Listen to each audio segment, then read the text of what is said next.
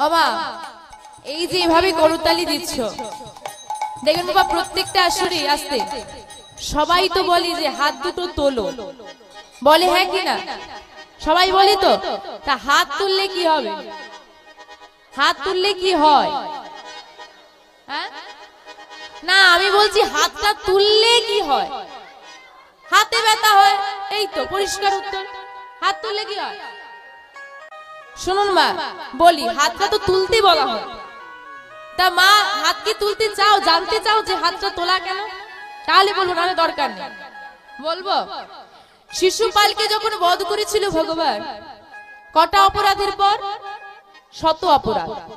100 অপরাধ ক্ষমা করবে কৃষ্ণ শিশুপালের মাকে কথা দিয়েছে। কিন্তু যেই না 101 হয়ে গেছে, শিশুপালকে হত্যা করেছিল, বধ করেছিল। তো ভগবান সুদর্শন চক্র দ্বারা শিশুপালকে বধ করেছিল। সুদর্শন চক্র যখন আসে খুব ক্রোধের সঙ্গে আসে। তো শিশুপালকে বধ করে যখন চক্র ফিরে এলো, তখন ভগবানের ওই আঙুলটা একটু কেটে গেল। সবাই শিশুপালকে দেখতে গিয়েছিল। ভগবানের যে আঙুলে ক্ষত হয়েছে, একমাত্র দেখতে পেয়েছিল একটা মেয়ে। সেই মেয়েটার নাম কি? একটা মেয়ে দেখেছিল মা, মেয়েটার নাম দ্রৌপদী। দ্রৌপদী দেখতে পেয়েছিল মা। ছুটে এসে কিছু না পেয়ে দ্রৌপদীর নিজের যে পরনের বস্ত্র ছিল, সেই বস্ত্রের একটি কোণ আর কি ছিঁড়ে ওই দয়াময়ের হাতটা বেঁধে দিয়েছে। মনে মনে গোবিন্দ দ্রৌপদীকে কথা দিল, দ্রৌপদী তুমি আমাকে এতটুকু বস্ত্র দিয়ে ঋণী করে দিলে, তার ঋণ তো শোধ করতে হবে। কথা দিলাম দ্রৌপদী, আমি একদিন তোমাকে শত সহস্র বস্ত্র দিয়ে তোমার এই ছোট্ট বস্ত্রের ঋণ আমি শোধ করব। এখান থেকে একটা পরিচয় আপনি পেয়ে যাচ্ছেন যে গোবিন্দকে কিছু দিলে তার শতাধিক হয়ে আমাদের কাছে ফিরে আসে। আমরা অনেকে আছি, বৈষ্ণবরা যদি আমাদের দুয়ারে মাধুগিরি করতে আসে, খুঁজে খুঁজে দেখবো কোথায় ছোট পয়সাটা আছে। দেখি না, 10 টাকা থাকলে তারা খুচরো দেখি, যদি 5 টাকা হয় ভালো। মা 5 টাকা দিয়েছো, আর নেই আর নেই। আবার অনেকে এমন আছে যে চাইতে গেলেও ফিরিয়ে দেয়। কি ভাবছো তুমি? সারা জগৎ সংসারে যিনি মালিক, তার তোমার ওই 10 টাকা নিয়ে ভেসে যাবে? ভগবানকে দিলে কমে না বাড়ে? বাড়ে। কোন দিক থেকে বাড়লো? আমার কাছে 20 টাকা আছে, আমি তোমাকে 10 টাকা দিয়ে দিলাম, বাড়লো না কমলো? বাড়লো না কমলো? আমার কাছে 20 টাকা আছে, আমি 10 টাকা দিয়ে দিলাম, আমার কাছে কত টাকা থাকবে? তাহলে বাড়লো না কমলো? তাহলে গোবিন্দকে দিলে বাড়ে? বলে না। রাধে রাধে। ও মা, তুমি যদি গোবিন্দকে 10 টাকা দাও, সেটা 100 টাকা হয়ে তোমার কাছে ফিরে আসবে। তাই গৌর হরি বল হরি বল। গোবিন্দ কারো জিনিস নিয়ে ঋণী হয়, ঋণী করেন না। তিনি ঋণী কারো কাছে হতে চান না। তিনি তাকে তুমি যা দেবে তা তোমার কাছে দ্বিগুণ হয়ে ফিরে আসে। তাই কিছু দিতে হলে তার সেবায় দাও, দ্বিধা করো না। তোমার যতটুকু সামর্থ্য আছে, সবটা নয়, যতটা পারবে তোমার সামর্থ্য মতো তুমি দাও। ভেবে নিও না কমে গেল, ওটাই তোমার কাছে দ্বিগুণ হয়ে ফিরে আসে। রাধে রাধে। তাহলে দ্রৌপদীকে কথা দিল কি ঋণ শোধ করব। কোন দিন শোধ করেছিল? যেদিন দ্রৌপদীর বস্ত্র হরণ হয়। এইবার লক্ষ্য করেন বাবা, যে কখন ভগবান কৃপা করে। আমরা সবাই তো ভগবানের কাছে কৃপা পেতে চাই। ভগবান কখন কৃপা করে? তো দ্রৌপদীকে যখন হারিয়ে দেওয়া হলো, দ্রৌপদীর সম্মান চলে গেল। একটা স্বামী নয়, দ্রৌপদীর কতটা স্বামী? 5টা। প্রত্যেকের কাছে গিয়ে করজোরে বলছে, স্বামী আমার সম্মানটা রক্ষা করো। প্রত্যেকের কাছে গিয়ে বলছে, স্বামী আমার সম্মানটা রক্ষা করো। কিন্তু কেউ পারলো না। আচ্ছা, পিতামহ ভীষ্ম আছে, সবার বড় পিতামহ, আপনি না, মাথা নত করে বসে আছে, কিছু করার নেই। দ্রৌপদী বুঝে নিল এখানে আমাকে সাহায্য করার মতো কেউ নেই, তাই আমার প্রাণ সখাকেই স্মরণ করতে হবে। এদিকে দুঃশাসন শাড়ির আঁচলটা ধরে টানছে, আর দ্রৌপদী এক হাতে বক্ষ মাঝে ওই শাড়িটা চেপে ধরে আর একটা হাত তুলে দিয়ে বলছে, কৃষ্ণ কৃপা করো। কৃপা পেয়েছিল না, কৃপা পেল না। কেন না? গোবিন্দকে সেবা দিতে হলে দুটি কথা মাথায় রাখতে হবে। এক, তার চরণে দৃঢ় বিশ্বাসী হওয়া লাগবে। দ্রৌপদী ধরে রেখেছে মানে কি? তার মনে বিশ্বাস নেই। সে মনে মনে চিন্তা করছে, যদি গোবিন্দ না দেয়, যদি আমি ছেড়ে দিই, যদি না দেয় তখন কি হবে? আর একটা হলো লজ্জা ঘৃণা ভয় দিন থাকিতে নয়। দ্রৌপদী আঁচলটা ধরে রেখেছে মানে কি? এখনো লজ্জা আছে, কিন্তু মা কতক্ষণ আর কতক্ষণ? যেই না দুঃশাসন জড়ি টান দিয়ে আঁচলটা সরিয়ে নিল, দুটো বাহু তুলে দ্রৌপদী বলে উঠল, দয়াময় এবার কৃপা করো নিতাই গৌর হরি বল হরি বল হরি বল। যেই না বাবা সবই কিছু ভুলে গিয়ে, মায়ের সংসারে সবই কিছু ভুলে গিয়ে দুটো বাহু তুলে দিয়ে বলল, সব তোমার দয়াময়, এবার আমি তোমার শরণাপন্ন হয়েছি, তুমি কৃপা করো। শত সহস্র বস্ত্র দিয়ে দ্রৌপদীর লজ্জা রক্ষা করলেন ভগবান। তাই কৃপা তাহলে কখন পাওয়া যায়? যখন আমরা দুটো বাহু তুলে সর্বস্ব তার চরণে দিতে পারবো। এই হরিবাসনে ভগবান অধিষ্ঠান করছেন, যেখানে ভক্ত থাকে সেখানেই ভগবান থাকে। তো আপনারা যদি চান যে দরকার নেই, এমনি কীর্তন শুনে চলে যাব, কোনো কৃপার প্রয়োজন নেই, তাহলে হাত তোলার দরকার নেই। যারা মনে করবেন না এসেছি কিছু নিয়ে যাব, গোবিন্দ এখানে রয়েছে, এটাই হচ্ছে উত্তম সুযোগ তার কৃপা লাভ করার, তাহলে সবাই মিলে বাহু তুলতে হবে। কৃষ্ণ বলে বাহু তোলে চলো রে বৃন্দাবনে, কৃষ্ণ বলে বাহু তোলে চলো রে মন বৃন্দাবনে। রাধে রাধে।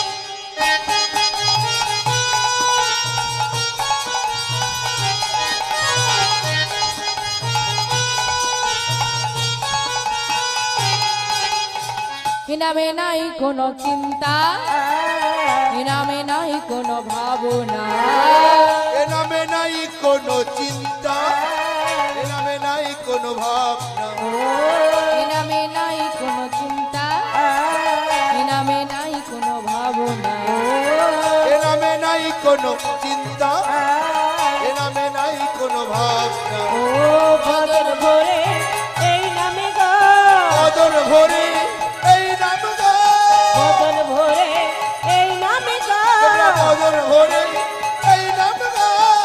বলে বলে কৃষ্ণ কৃষ্ণ না, কৃষ্ণ বলে বাহু তুলে চলো রে নিতাই গৌর হরি বল হরি বল। কৃষ্ণ বলে বাহু তুলে চলো রে মন বৃন্দাবনে। চলুন সবাই মিলে বৃন্দাবনে যাবো, একসঙ্গে বাহু তুলে, একসঙ্গে সবাই। ওমা উলুধ্বনি উলুধ্বনি উলুধ্বনি। তোরা আয় আয় আয় আয় আয় আমার ভাই, তোরা চলে চলে চলে মধুর বৃন্দাবনে যাই। তোরা আয় আয় আয় আয় আয় আমার ভাই, তোরা চল চল চল মধুর বৃন্দাবনে যাই। তোরা আয় আয় আয় আয় আয় আমার ভাই, তোরা চল চল চল চল বৃন্দাবনে যাই। তোরা আয় আয় আয় আয় আয় আমার ভাই, তোরা চল চল চল মধুর বৃন্দাবনে যাই। বদর ভরে নামে গো, বদর ভরে এই নাম গো, বদন ভরে এই নামে গো, বদর ভরে এই নাম গো। বলে বলে কৃষ্ণ কৃষ্ণ না, কৃষ্ণ বলে বাহু তুলে চলো রে মন বৃন্দাবনে। কৃষ্ণ বলে বাহু তুলে চলো রে মন বৃন্দাবনে। নিতাই গৌর শ্রীনাথ প্রেমানন্দে হরি বল হরি বল হরি বল। চলো রে মন বৃন্দাবনে। চলো রে গো বৃন্দাবনে। সবাই মিলে আমরা বৃন্দাবনে এসেছি মা।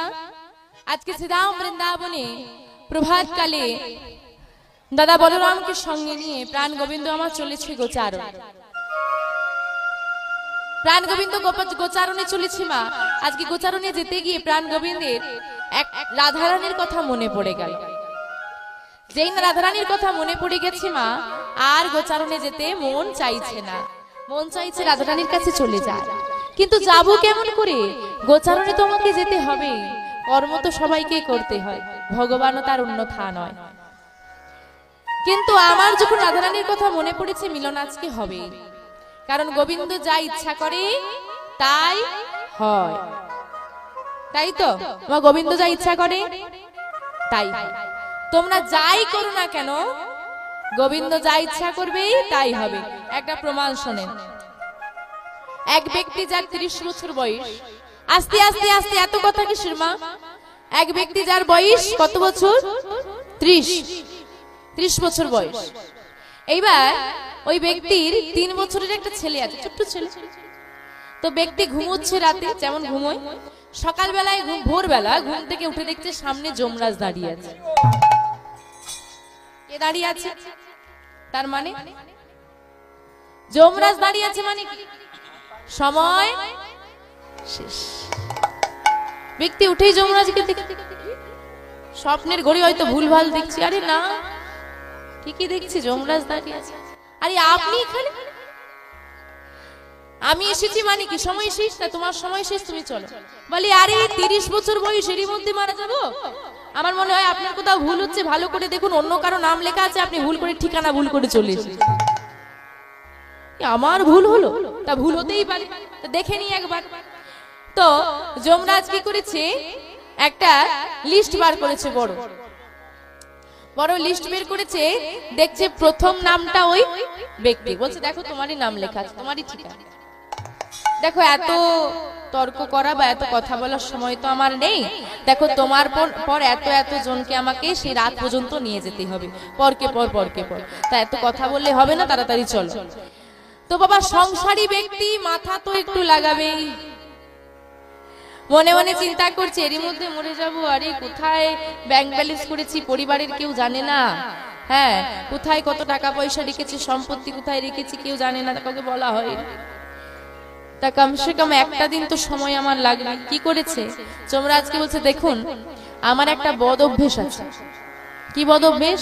না সকাল বেলায় উঠে 1 কাপ চা না হলে মাথা ঠিক থাকে না। তা বলি কি ঠান্ডাও পড়েছে, তা 2 কাপ চা করে নিয়ে এসি, আপনি 1 কাপ আমি 1 কাপ, তারপর না হয় একসঙ্গে রওনা দেওয়া যাবে। তোমরা চিন্তা করলো ভালোই হয়, আচ্ছা যাও। যমরাজ বসে আছি, ব্যক্তি 2 কাপ চা করেছে, আর যমরাজের চায়ের কাপে ঘুমের ওষুধ। এইবার রীতিমতো চা নিয়ে এসে দিয়ে দিয়েছে যমরাজ। আহ সুন্দর, কিন্তু খেয়ে দে যমরাজ। এখন থোড়ি না ঘুমের ওষুধ যমরাজের উপর কাজ করবে? করে। ব্যক্তি চিন্তা করছে আরে এক্ষুনি তো ঘুম ভেঙে যাবে, কিন্তু আমার তো পুরো একটা দিন সময় লাগবে, কি করা যায় কি করা যায়। হ্যাঁ যমরাজ উঠতে উঠতে একটা ছোট্ট কাজ করে ফেলেছে। কি কাজ? না লিস্টের প্রথমে ব্যক্তির নাম ছিল, প্রথম থেকে মুছে শেষে লিখে দিয়ে। তার মানে কি সকালে আর মৃত্যু হবে না, হবে রাতে, তাহলে সারাদিন সময় পাওয়া যাবে। ইতিমধ্যেই যমরাজের ঘুম ভেঙেছে। যমরাজ ঘুম থেকে উঠে খুব খুশি, খুব খুশি। আহ আমি যার দুয়ারে গিয়েছি সে আমাকে অবহেলা করেছে, কেউ অপমান করেছে। পৃথিবীতে তুমি এমন প্রথম ব্যক্তি যে আমাকে ভালোবেসে আদর করে 1 কাপ চা খাওয়ায়। তা তোমার উপর আমি খুব সন্তুষ্ট হয়েছি। তা তোমার জন্য আমি আজকে একটা অফার দিলাম, আজকে আমি লিস্টটা প্রথম থেকে শুরু করব না, শেষ থেকে শুরু করব। এটাই গৌর হরি বল হরি বল। তো রীতিমতো বলছে তাহলে এখান থেকে লাস্টে যার নাম আছে তার বাড়ি যেতে হবে। লিস্টটা খুলে দেখছে সেই ব্যক্তিরই নাম, সেই ব্যক্তিরই ঠিকানা। এটা কি করে হলো? ওমা অফার একবারই হবে, তাই তো? সুযোগ তুমি একবারই পাবে, তাহলে আর সুযোগ দেওয়া যাবে? এবার ব্যক্তিকে কি করতে হবে? মরতে হবে। চলো কিছু করার নেই, মৃত্যু হলো। এইবার বিচার হবে, লাইন দিয়ে দাঁড়িয়েছে যমরাজের দরবারে। চিত্রগুপ্ত খাতা দেখছে কার কি ফলাফল। সেই ব্যক্তিও লাইনে দাঁড়িয়ে আছে। ব্যক্তির আজকে খুব মন খারাপ। কেন না বেটা মরতে হলো, আর বেটা যমরাজকে 1 কাপ চাও খাওয়াতে হলো, কতটা খরচ হয়ে গেল। রাধে রাধে। গোবিন্দ বলছে যাই একটু দেখা করে আসি, মন খারাপ। তো পাশ থেকে দাঁড়িয়ে গোবিন্দ আমার ডাকছে, কিরে মন খারাপ? গোবিন্দ ডাকছে, বলছে কিরে মন খারাপ? কি রে মন খারাপ? আরে টাকা আমার দিকে না, কেন? তুমি যত নষ্টের গোড়া। ভালোই তো ছিল, প্রথম থেকে এই লিস্টটা ছিল, তুমি কেন শেষ থেকে করতে গেলে? ভালোই তো ছিল, তুই নামটা মুছে নিচে লিখতে গেলি কেন? দয়াময়কে বলছে ভালোই তো ছিল, তুমি প্রথম থেকে শেষে কি করে, শেষ থেকে শুরু করতে তোমাকে কে বলবে? হ্যাঁ, বলে ভালোই তো ছিল, তোকে প্রথম থেকে নাম মুছে শেষে লিখতে কে বলবে? বলে আমি কি বলি, আমার কথা মন দিয়ে শুন, এটা গল্প। তো প্রত্যেকটা গল্প থেকে আমরা একটা শিক্ষা কথা বা নীতি কথা পাই। নীতি কথাটা কি সেটা শুনতে হবে, মন দিয়ে শুনবেন। আজকে গোবিন্দ ওই ব্যক্তিকে উদ্দেশ্য করে আমাদের প্রত্যেকটা জগৎ জীবকে শিক্ষা দিলেন। কি শিক্ষা? শোন।